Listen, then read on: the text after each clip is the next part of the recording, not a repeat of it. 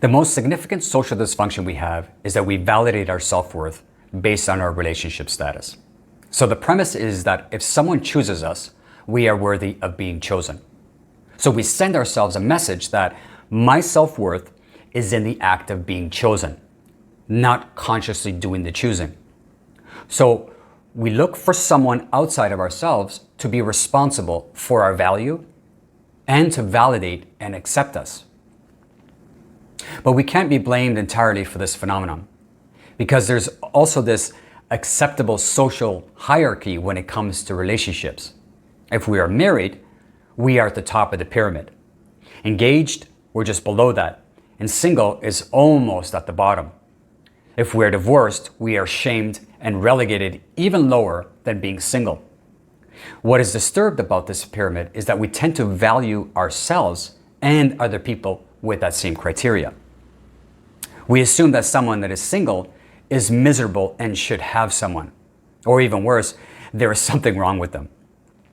So the less we value ourselves, the more we buy into this notion that if I am single, I am not being chosen. And if I'm not being chosen, I must not be worthy, or something is wrong with me. In turn, we feel shame, guilt, and maybe a fear of being alone. So we begin to self-sabotage slowly with the abandonment of self in very subtle ways, and then almost entirely. It translates into accepting lifestyles that are not in alignment, behaviors outside of our boundaries, not living our values, and eventually we further self-sabotage by staying in those relationships. When we stay in that place of lack of self-love, we abandon by choosing unavailable partners for the sake of being seen by someone, accepted by someone, and justify it just as an excuse for being in a relationship, cleverly masked as the emotion as being in love. But when the honeymoon phase is over and both parties settle into their old patterns, their negative biases, their fears and insecurities, we blame it on the partner for having changed. And then we feel even further disconnect from ourselves and from them. However, oftentimes when we don't love and choose ourselves unconditionally, and our partner does not choose us, in other words, not being a hell yes all the time, we feel a disconnect from them.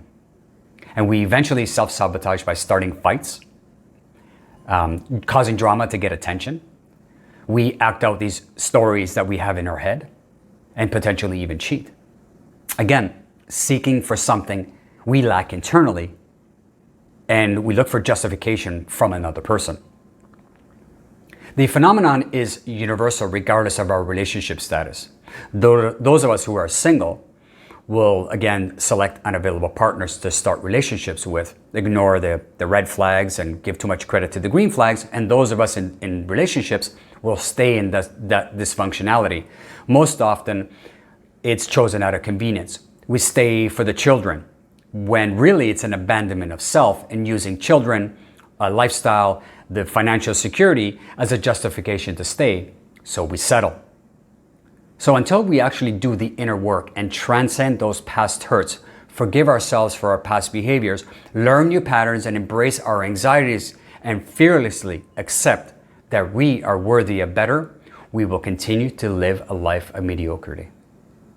Real transformation comes from seeing and choosing ourselves first, and by doing this, it allows us to choose our partner from a place of empowerment and not desperation.